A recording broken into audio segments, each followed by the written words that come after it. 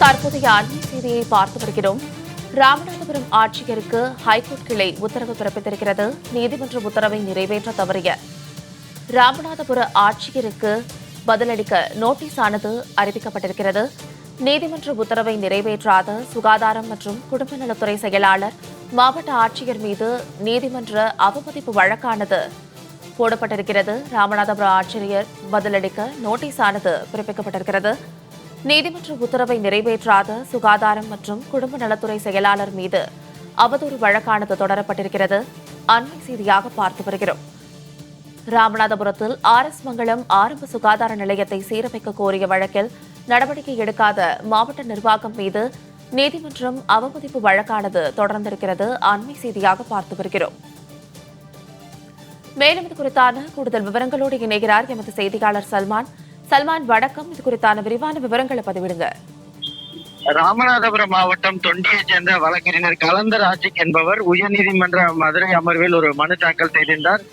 ராமநாதபுரம் மாவட்டம் ஆர்எஸ் மங்கலம் மற்றும் அதன் சுற்றுவட்டார பகுதியில் உள்ள கிராமத்தில் இருக்கக்கூடிய மக்கள் மீன் பிடித்தலில் செய்து வருகிறார்கள்.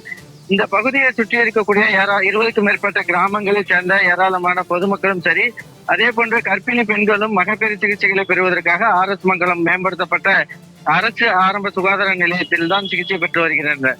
இந்த நிலையில் இந்த 30 ஆண்டுகளுக்கு மேலாக இந்த கட்டடம் தற்போது பலவீனமாக காணப்படுகிறது.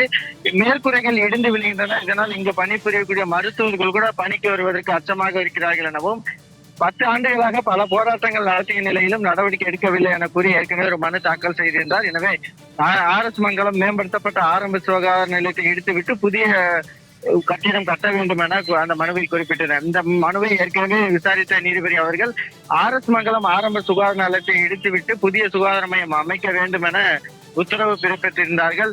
ஆனால் நீதிமன்றம் உத்தரவு பிறப்பித்து ஓராண்டு ஆகியும் இதுவரை அதற்கான பணிகள் நடைபெறாததால் மீண்டும் நீதிமன்ற உத்தரவை செயல்படுத்தாத சுகாதார துறை செயலாளர் மற்றும் ராமநாதபுரம் மாவட்ட ஆட்சியர் மீது நீதிமன்ற அவமதிப்பு வழக்கு தாக்கல் செய்திருந்தார்.